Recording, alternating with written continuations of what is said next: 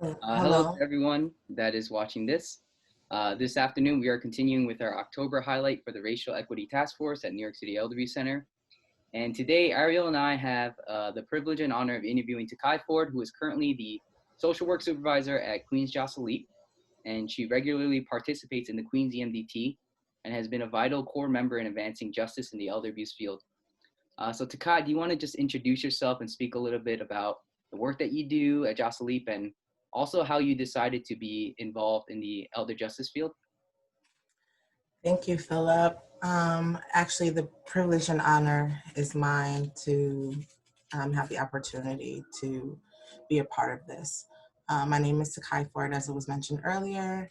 I am the social work supervisor for the elder abuse program in Queens, which is known as LEAP, which stands for the Legal Social Work Elder Abuse Program. And it comes as a team of attorneys and social workers that work together collectively and collaboratively to mitigate and fight for elder justice. My roles and responsibilities there is not only to provide direct practice and service to clients who are dealing with victimization of elder abuse, but as well as train staff. And I have the opportunity and privilege to work with MSW students in various universities that are pursuing their social work degree. So I get them from the foundation level, which is a fantastic opportunity to expose them to elder justice.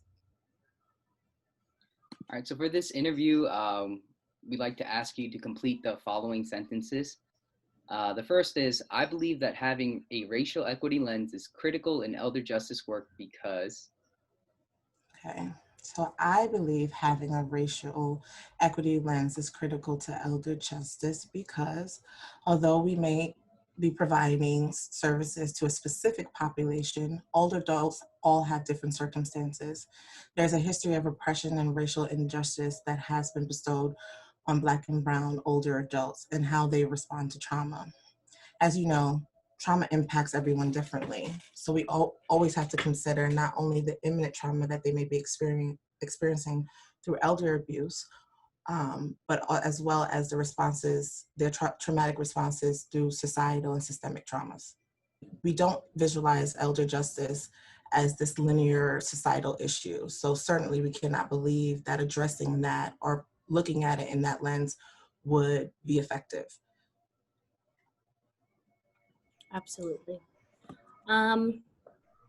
Can you complete this sentence? One of my most vivid memories of an event that reminded me that race matters in elder abuse work is?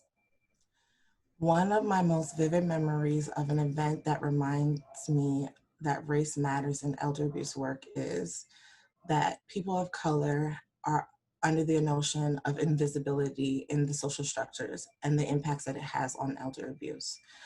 If a person doesn't feel safe by those structures that have been created, then it becomes quite difficult for them to feel safe that their experience of elder abuse will matter. My work, and as far as my work within the organization, I've noticed that race definitely makes a difference with the structural institutions and the encounters of those structural institutions. My reaction as a millennial is going to be different than someone who's an older adult that is a person of color. I've noticed that Black mothers carry the heaviest burden when seeking assistance in elder justice. They're overwhelmed with the choice of utilizing these systems that they themselves don't feel protected by, and further perpetuating a system that devalues their rights of their Black and Brown loved ones. I've consistently seen people of color battle with calling 911, a simple call that they know they're in imminent danger and there's an imminent risk, but have a hard time making that call because they consider law enforcement as unsafe. And they wonder whether or not they're posing a greater risk to their Black and Brown children rather than the experience of abuse, rather than the actual abuse that they're experiencing. I've even overheard colleagues, professionals in my time of working in elder justice having a sense of lack of empathy and a lack of understanding to people of color, that they may not display what we know or constitute as fear or danger in a more palatable way. Not understanding that societal pressures have led people of color to continuously be in survival mode, making sure that they feel a sense of that they have to protect themselves and not value or feel comfortable utilizing those social structures that have been put in place, whether it's the judicial system, whether it's social services, whether it's in healthcare, whether it is within law enforcement. Sometimes they have a great sense of difficulty thinking that they will be protected in those ways. And just as a follow-up, I know we here at the EMDT as well, we've heard cases where similar to what you described, where the parents, they don't want to, necessarily call 911 because they're afraid of what might happen to their um, son or daughter. And so what are some of the alternative resources that you found helpful in the elder abuse field in that context? Well, one, I would like to see myself as a conduit to these social structures as I work closely within these parameters. And I feel as though if I can be the voice of reason to establish a sense of comfortability with that client or with that person or with that family to utilize these structures where they have a pinpoint person that they can talk to, that can understand them, that they feel a sense of value when they're speaking to them, that their issues and they're presenting problems that they feel that they're being addressed, then I feel as though that is my job and responsibility to do so within elder justice. Yeah, thank you for sharing that, Takai. The next question is, some of the ways I contribute to racial equity in my work are? Well, I would like to say that I consider the impact of the reactions and responses to fear and trauma and educating those who may not understand how people of color may respond. I always like to make sure that there is no blaming the victim on how they respond to DV, right?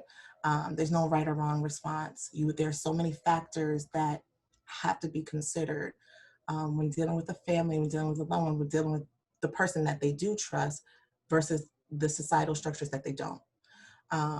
And I like to utilize theoretical approaches like motivational interviewing to show empathy and listening to clients and addressing clients' wants and needs. We're talking about equity, and we have to understand that although we want everyone to seem equal, that their needs are going to be different, and understanding and listening to them directly of what it is that they need at that moment to feel safe, comfortable, to explore options of addressing the injustice that they're feeling.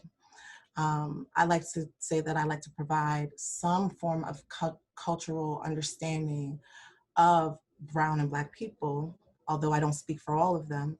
I do wish that I'm giving an avenue for my colleagues and others to understand how the intersectionalities impact a person of color and affect us when we're doing direct practice with them. Absolutely. I totally agree. When you start to do this work, you do have to understand that we're all coming from a different level field with this. We all have different understandings. And when you start this conversation, it's really important to be aware of that. So along those lines, what does racial equity work mean to you? And why is that important to you? It's important to me for one, I'm a Black woman, I'm a person of color. I am a first generation born American here. My family is from the Caribbean. And also understanding how I felt personally in my profession and personal life of not feeling inclusive, not feeling understood, not feeling that my opinion or my perception matters, and finding a way to communicate that effectively for those who may not relate to me. I also, think that there needs to be complete understanding that everyone has bias, right? We all do. It's a normal thing. It's a normal thing to have it, but to acknowledge it and reflect it and work on it is the goal that everyone needs to achieve, whether they're in this profession or in their personal life. And I think I also have to acknowledge my own privilege and opportunities that have been presented to me that may not have been for other people of color, for generations that came before me.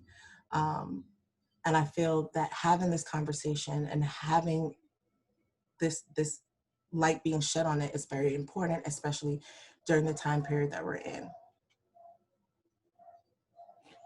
So for the last interview question, my wish for all elder justice professionals as we further racial equity is? My wish for all elder justice professionals as we further racial equity is to consider that all that encompasses working with an older adult of color. Understanding that older adults are and their victimization may not have started with just elder abuse, but a lifetime of systemic, structural, internalized, and interpersonal racism. The implications that it has on them for seeking help, trusting providers, and hoping that they will be dedicated to their needs with respect and dignity. As the focus has been on serving clients with the current health pandemic of COVID-19, I believe that we have not yet addressed the crisis of racism and social injustice within our society, which has been a consistent and evolving pandemic for centuries. I think creating a model of inclusivity and having knowledge of those who feel invisible are important, because we all need to understand that those who feel voiceless, they do have a voice, and light should be shed on their experiences. Trauma is seen differently to everyone, as I mentioned before. And I think it is important to understand that the impacts of social structures within Black and Brown communities has been detrimental for their need to feel comfortable getting assistance, whether it is with elder abuse and elder justice, or within law enforcement, or within healthcare, or within social services. There's a need to further understand within even professional development that Brown and Black people who are in the profession of elder justice, that their voices are heard, that their perspectives are understood, and even if they're not, that the questions are being asked, and that it seems of a priority importance to others within the profession. So I definitely think that you've touched on some, important areas to focus on within this work in this field. So if you could kind of see what would be your ideal vision of where we would be like in a year or two in terms of the elder justice field?